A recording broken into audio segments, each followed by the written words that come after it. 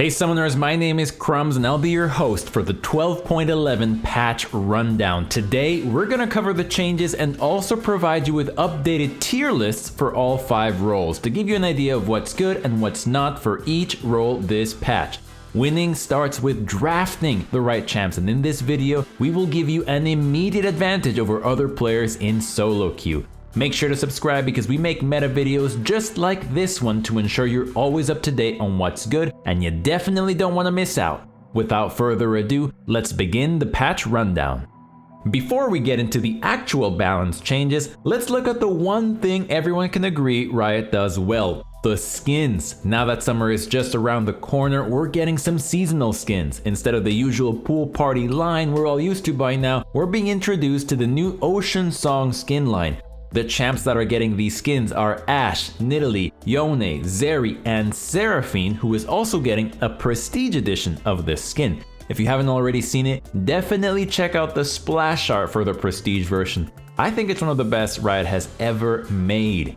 In addition to the summer skins, Bel'Veth is also coming out this patch, so we'll be seeing her release skin as well. The line of choice for her is Battle Boss. It's been a bit since we've seen anything from the arcade line, so it's nice to see it back.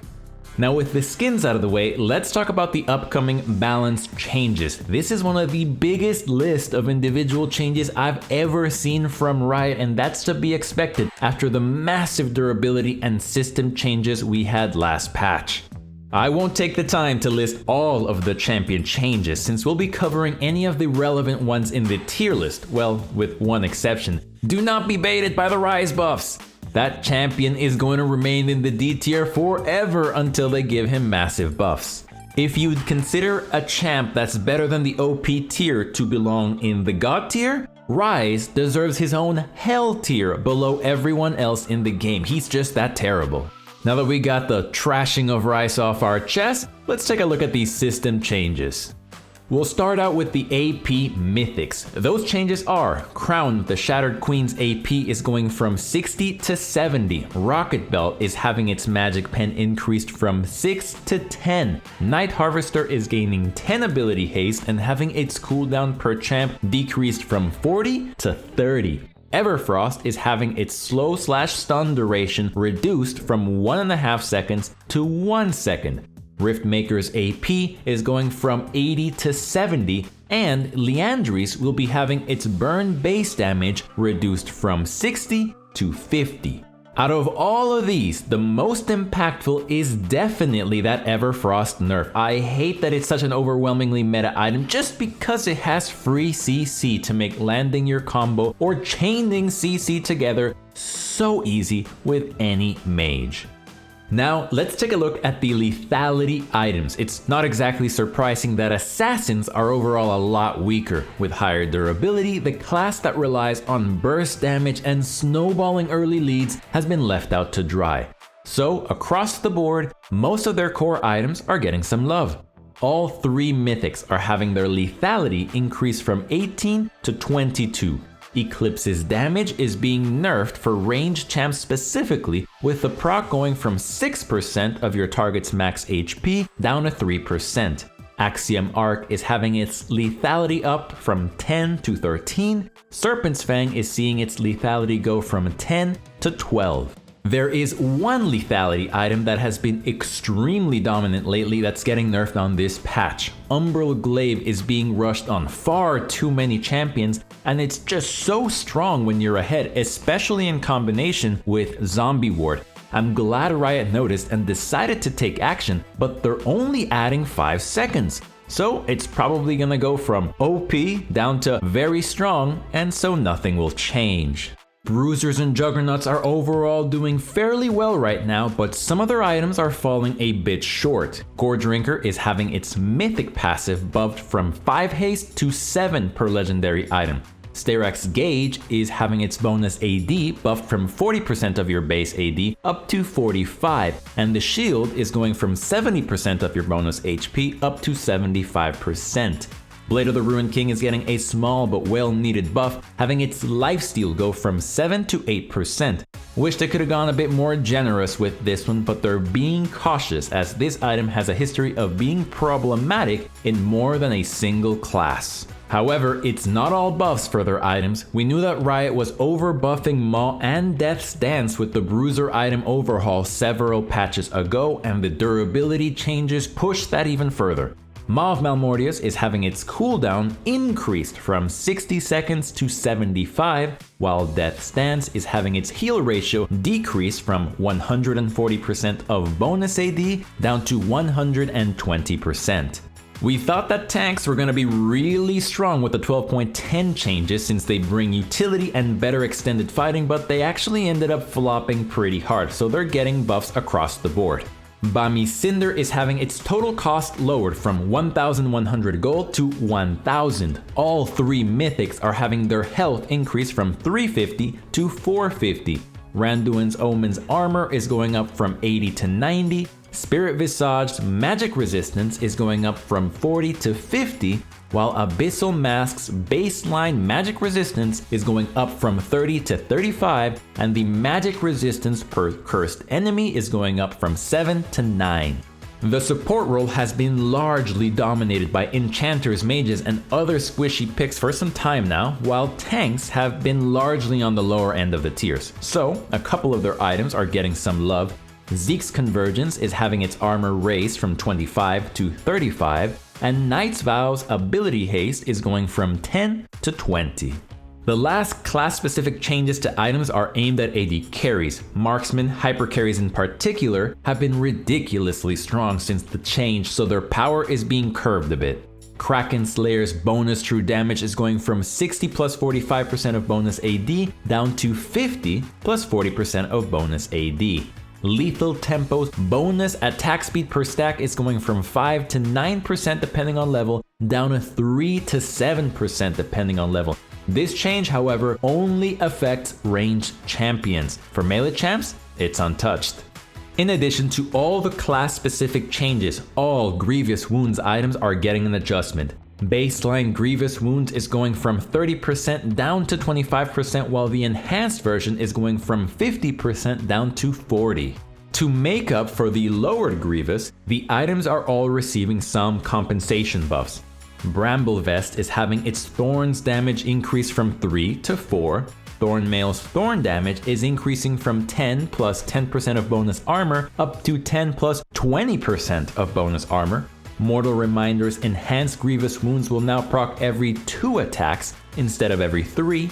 Chempunk Chainsword's AD is going from 45 to 55, and its haste is going from 15 to 25. Executioner's Calling AD is increasing from 15 to 20. Oblivion Orb's AP is buffed from 30 to 35. Morellonomicon's AP is going from 80 to 90, and its health is being buffed from 250 to 300. And lastly, Chemtech Putrefier's AP is being buffed, going from 55 to 60. In addition to all these item changes, the one last system change we're seeing this patch is towers being nerfed. Specifically, outer towers have been deemed too powerful, so their AD is going from 167 to 391 down to 162 to 344. Personally, I don't like this. Towers should be powerful deterrents, especially in the early game when outer towers are actually relevant. Now with all those changes out of the way, let's take a look at our updated tier list. I just want to say that we're going to be cautious this time around with so many system changes and 30 different champs being buffed, nerfed, and adjusted. We could sit here and theorycraft all day and still be guessing. So we'll just go with the ones that we're more confident about. First off, let's start with our top laners. Swain is being demoted to the A tier. He's still probably going to be super good in his other carry roles, but the nerfs he's getting as well as the nerf to Liandry should make him quite a bit less overwhelming as a top laner. He'll still be good, but he won't have as easy of a time against the other champs in this role. Tryndamere gets bumped up to the B tier. We think all the adjustments on this patch, in addition to him being buffed, should at least make him pickable in some situations.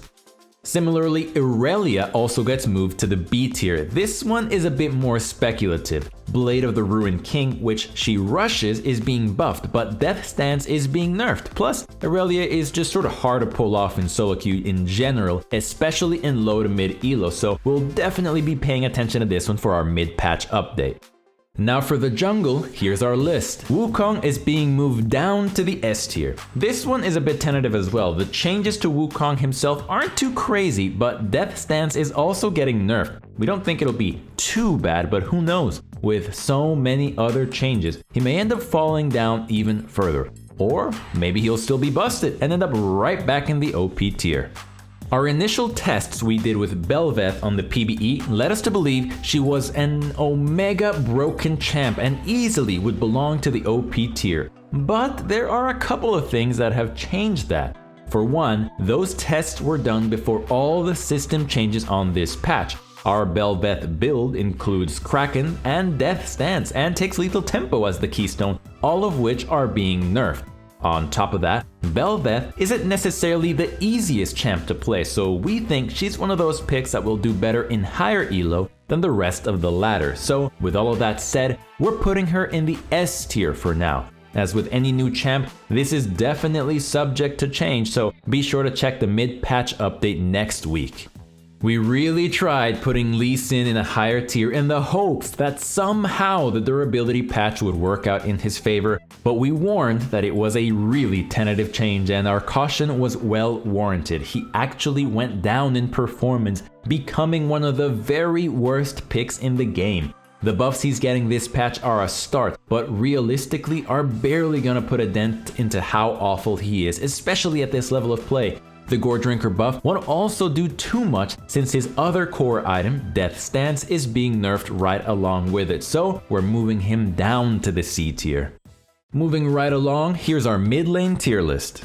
Kayle moves down to the S tier. She's still a very strong pick and probably the best in the game if you want a hyper carry mid laner, but she's gonna be just a little less consistent than previous patches after those 12.10 hotfixes. As with top, Irelia gets tentatively moved to the B tier here. She'll have some decent matchups, but since she's pretty mechanically intensive, she isn't always the best champ to try and pull off at this level of play. We forgot to move Tryndamere down after he fell off as a mid laner, but he probably should have been a C tier pick for the last few patches, yet with him getting a bit of help this patch and other meta shifts incoming, we think he belongs in the B tier now. There should still be some pretty good matchups where he works as a counter pick. Vlad also moves to the B tier. He had a rough landing after the durability patch, but after some hot fixes to other broken champs and the changes on this patch, he should be a pretty solid pick in the right matchups. Now let's move things down to the bot lane. We're moving Caitlyn up to the A tier. All the buffs she's getting on this patch help her at every stage of the game. Q being stronger and cheaper in cost means you can dominate lane harder, as Kate should. The E change may seem kind of minor, but I think it's a pretty nice buff. Increasing her survivability should help keep her alive to dish out the big damage we know late game Kate is capable of. Kog'Maw is getting demoted to the A tier. He's still gonna be a strong carry, but with his damage being lowered, you're not gonna be such a monstrous 1v9 machine that can itemize 3 defensive items. Now, to carry hard, you'll probably need to pick up at least one more offensive item, increasing the risk factor a bit, like normal AD carries. Both Zeri and Aphelios are getting some buffs and adjustments this patch, but due to them being really hard to play, they're still in the D tier for this video. And finishing off our list, we have our supports. While Senna is on the nerf list, we think she's still gonna remain a pretty strong pick as a support. The slow nerf is pretty minor and she's still gonna be a huge late game carry. It is worth noting that Eclipse is being nerfed for ranged champions, but remember, crit builds do exist, as does the broken yet slept on Solari build, so she remains in the OP tier for now. Due to Ashe becoming more and more popular in the role, we're adding her to the support tier list as an A tier pick. She's better than the stats show, since her stats are definitely a bit skewed by a lot of the random first timers and trolls that pick it when they get autofilled. But when played right, it's a super lane dominant pick that offers a ton of pick potential and utility. Alright, and that concludes our 12.11 patch rundown. I hope you enjoyed the video. As always, feel free to share your thoughts with me in the comments below. This was a really big patch, so we definitely like to know how you guys feel about it. Also, be sure to join our Discord in the description link below. Thank you for watching, good luck on the Rift, and may the LP gods smile down upon you.